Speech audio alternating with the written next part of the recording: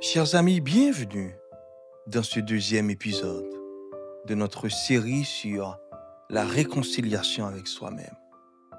Aujourd'hui, nous allons parler de ce lieu invisible mais central qui n'est nul autre que ton cœur. Pas seulement tes émotions, mais le centre spirituel de ton être.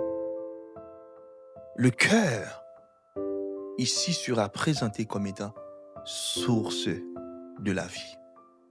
Dans la Bible, le cœur, ce n'est pas juste le siège des sentiments, c'est le centre de la personne.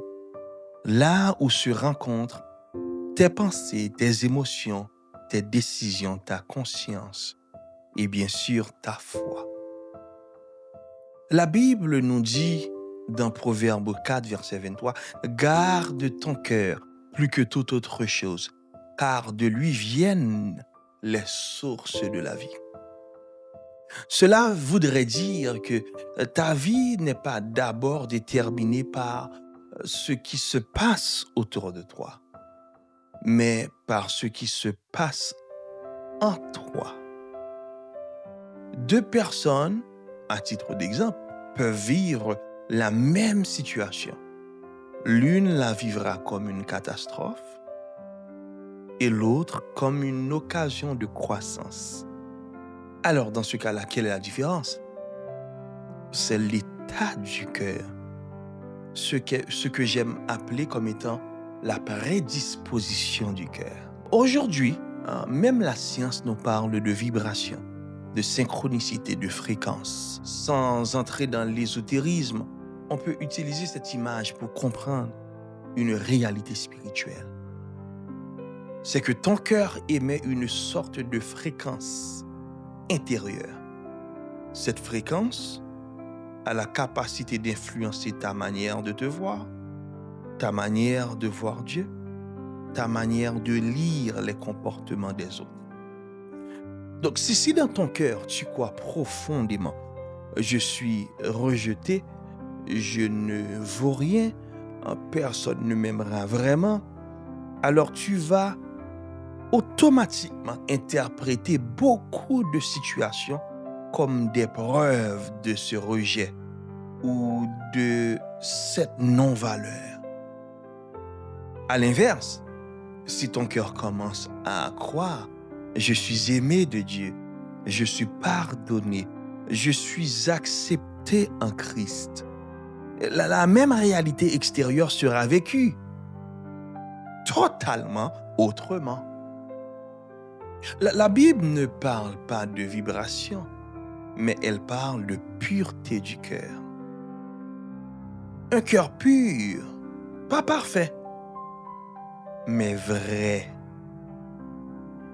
Jésus dit encore dans Matthieu 5,8, « Heureux ceux qui ont le cœur pur, car ils verront Dieu. » Un cœur pur, ce n'est pas un cœur qui n'a jamais péché, non. Un cœur pur n'est pas à confondre avec un cœur sans passé, pas du tout. Un cœur pur n'est pas un cœur sans blessure. Un cœur pur, c'est un cœur sans duplicité, qui arrête de vivre dans le mensonge intérieur, qui cesse de jouer un rôle devant Dieu. C'est un cœur qui dit à Dieu, voilà ce que je suis. Voilà, Seigneur, ce que je pense. Père, voilà ce que je ressens. Même si ce n'est pas joli, mais c'est vrai. La réconciliation avec toi-même commence là. Quand tu décides d'accepter de regarder l'état réel de ton cœur et de te présenter à Dieu sans maquillage spirituel. Efforce-toi de te présenter à Dieu comme un homme éprouvé, un ouvrier qui n'a point à rougir. Éprouve ton cœur toi-même. J'aimerais te poser une question pour t'aider à te situer. Je te pose quelques questions et je t'invite à y réfléchir, peut-être après la vidéo, dans un temps de calme. La première est la suivante. Si tu devais décrire l'état actuel de ton cœur, avec quel mot que dirais-tu? Ton cœur en paix, agité, blessé, méfiant, durci, endurci, fatigué? Et voici ma deuxième question. Arrives-tu à identifier un mensonge que ton cœur a adopté? Par exemple, je suis nul, je finirai seul, je suis maudit, Dieu ne pourra jamais se servir de moi.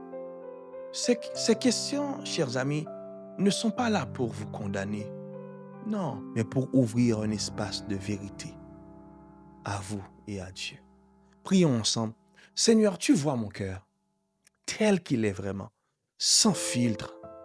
Père, tu vois mes blessures, tu connais mes peurs, mes mensonges intérieurs. Je te demande alors aujourd'hui de venir toucher les profondeurs de mon être. Purifie mon cœur de ce qui l'éloigne de toi. Aide-moi, Papa, à reconnaître les mensonges que j'ai crus et à les remplacer par ta vérité. Fais de mon cœur un lieu de paix, de lumière et de vérité, afin que je puisse te voir davantage et me voir moi-même comme tu me vois. C'est au nom de Jésus-Christ que nous t'avons adressé cette prière. Amen. Chers amis, à titre de rappel, n'oubliez pas que cette série de 12 vidéos rentre dans le cadre du lancement de mon livre Réconciliation avec soi-même, qui sera disponible dès le 14 février, Dieu voulant, sur mon site internet. Alors, j'aurais souhaité que vous puissiez m'encourager dans cette dynamique en partageant la nouvelle et bien sûr en vous procurant votre exemplaire. Soyez richement bénis. Je vous aime